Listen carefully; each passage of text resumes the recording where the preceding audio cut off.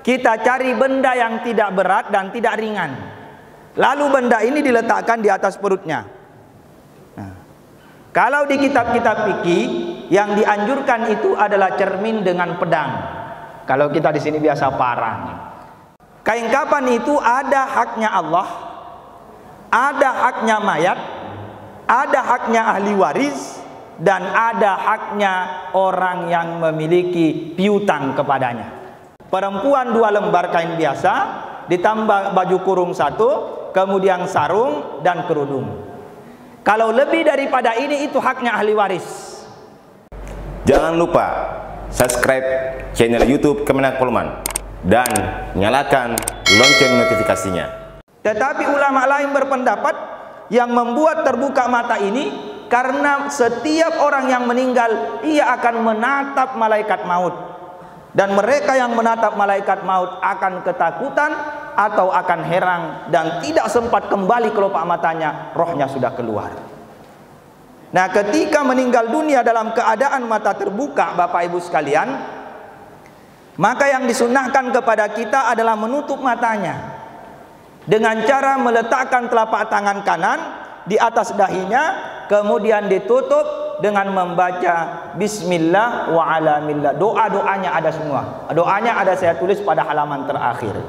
Nah, ditutup dengan baca doa itu.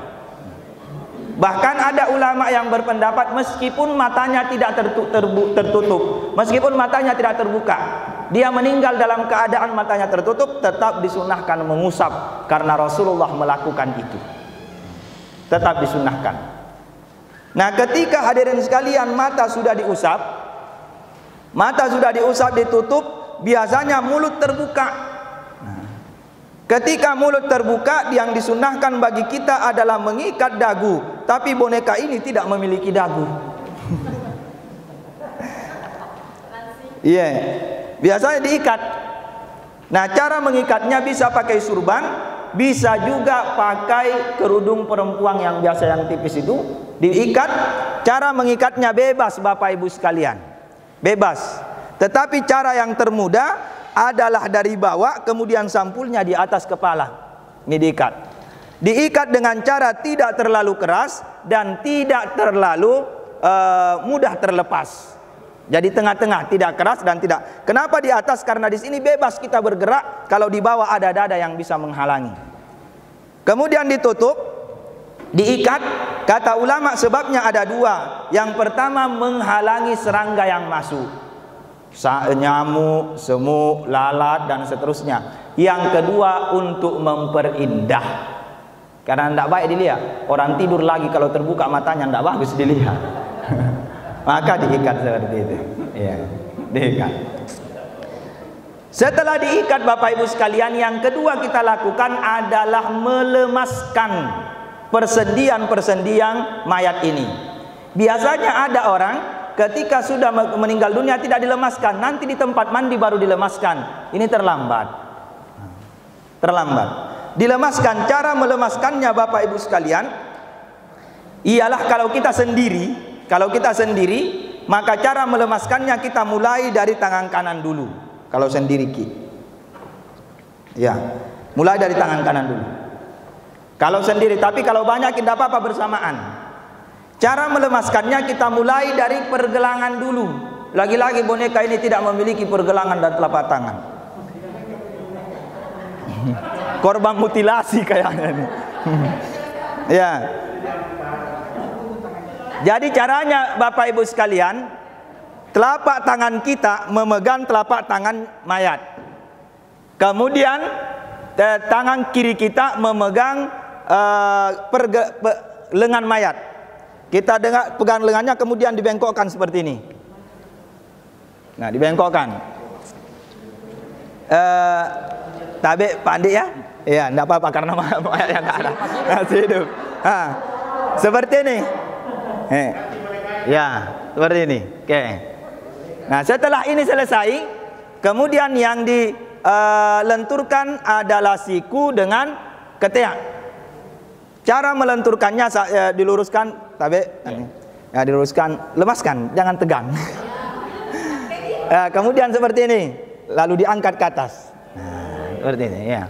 Jadi kita tangan kanan kita memegang telapak tangannya, kemudian tangan kiri kita dibelикatnya, sikunya dibengkokkan, lalu diangkat naik, kembalikan. Jadi seperti ini, diangkat, naik, lalu kembalikan. Nah, berapa lama dilemaskan? Sesuai dengan perkiraan kita. Kalau kita menganggap ini sudah lemas, maka sudah tidak kaku lagi, hentikan. Nah, kalau kita sendiri setelah ini, kita pindah lagi ke kanan, ke kiri. Kita pindah ke kiri dengan cara yang sama.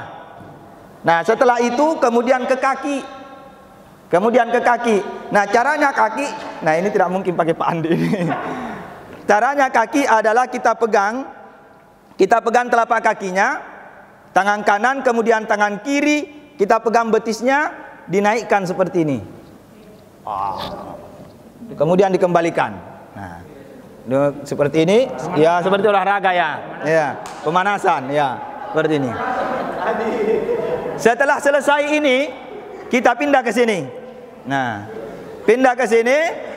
Setelah selesai ini, sama tadi berapa kali sesuai dengan perkiraan kita. Maaf ya, ya, sesuai dengan perkiraan kita. Kalau kita sudah menganggap bahwa tidak kaku lagi, kita hentikan. Setelah selesai seperti itu Bapak Ibu sekalian, kita ambil kain tipis. Kita ambil kain tipis, atau biasanya kalau di masyarakat itu pakai kain panjang. Kita ambil kain panjang, kemudian kita tutup. Setelah kita tutup, kita buka aksesoris yang ada dalam dirinya, bajunya, celananya, anting-antingnya, semua kita buka. Nah, buka dari bawah. Kenapa ditutup dulu baru dibuka? Karena agar supaya auratnya tidak kelihatan. Karena meskipun mayat, tetap haram bagi orang yang hidup melihat auratnya. Nah, apalagi kalau di ruang tamu banyak orang, dibuka, wah jangan. Jadi dibuka dari bawah. Nah, setelah dibuka Bapak Ibu sekalian, setelah dibuka semua, biasanya ada juga yang kalau sudah buka nangkai pergi cuci dulu. Nah, di masyarakat seperti di Campalaga yang begitu, nangka cuci dulu. Boleh juga. Nah, ya enggak apa-apa. Boleh juga. Boleh juga tidak. Nah, terserah kita yang mana berlaku di kampung tak, itu lakukan. Nah, ini juga untuk menyeragamkan. Sebenarnya susah dan memberatkan.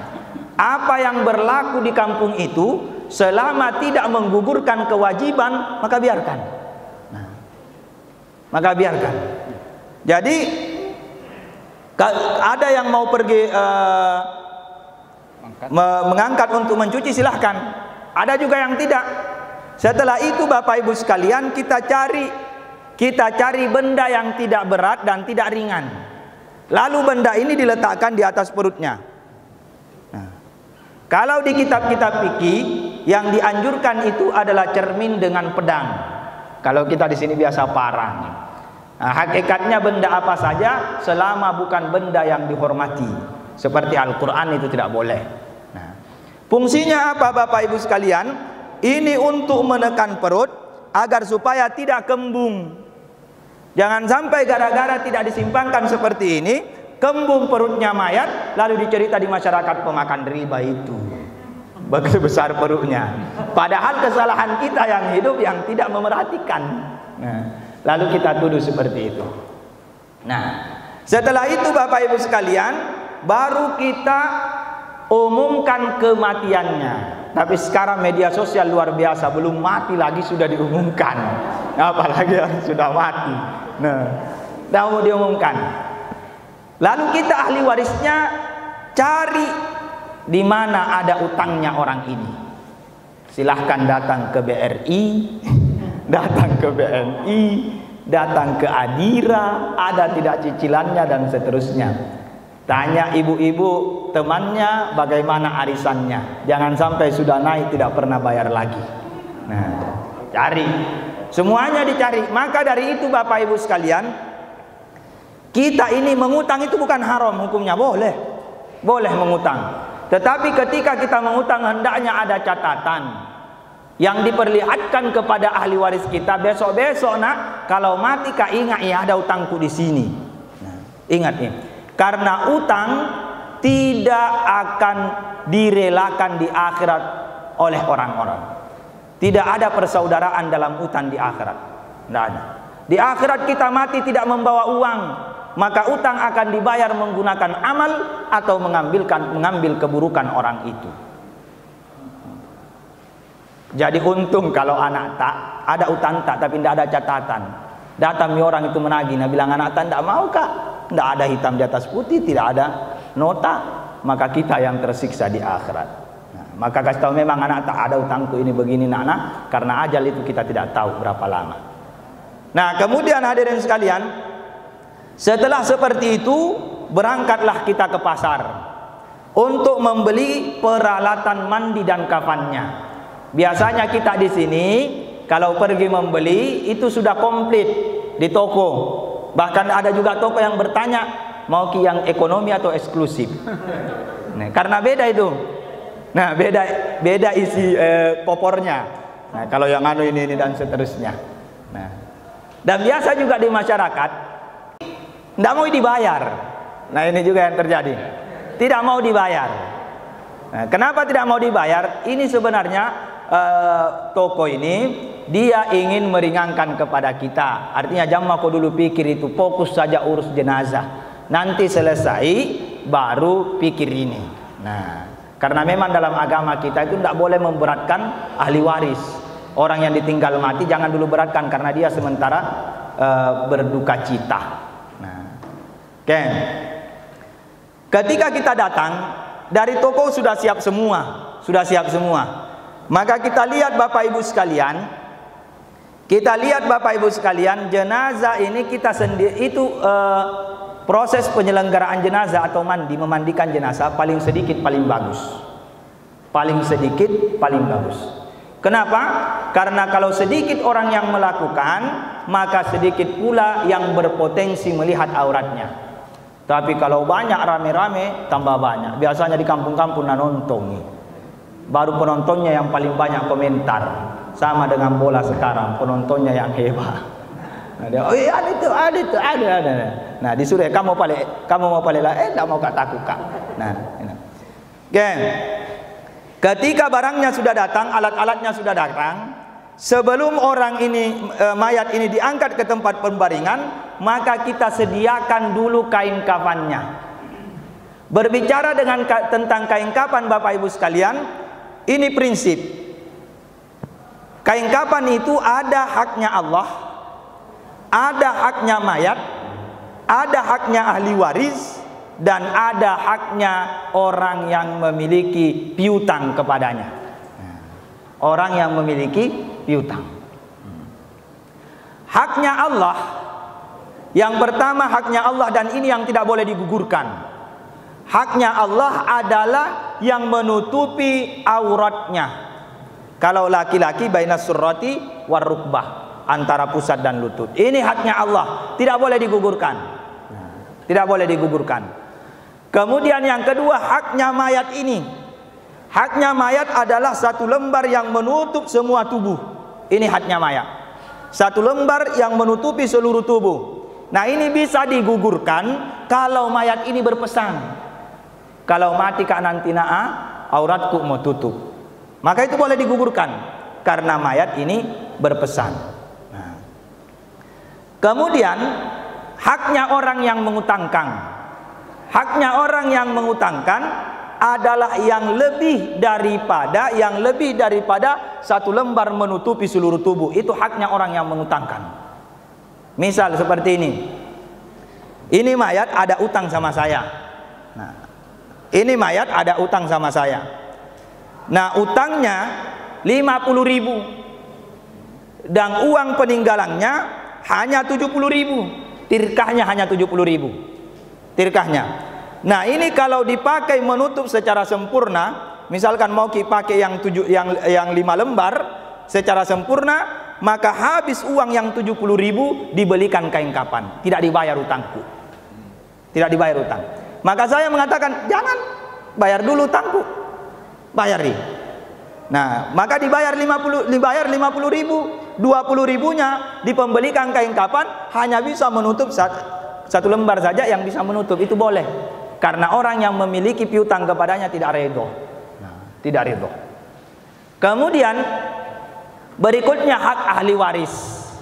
Hak ahli waris adalah yang melebihi daripada paling sempurna. Kan paling sempurnanya Bapak Ibu kalau mayat laki-laki 3 lembar kain kafan 3 lembar. Kemudian ditambah gamis 1, lalu ditambah surban 1. Itu laki-laki. Perempuan 2 lembar kain biasa, ditambah baju kurung 1, kemudian sarung dan kerudung.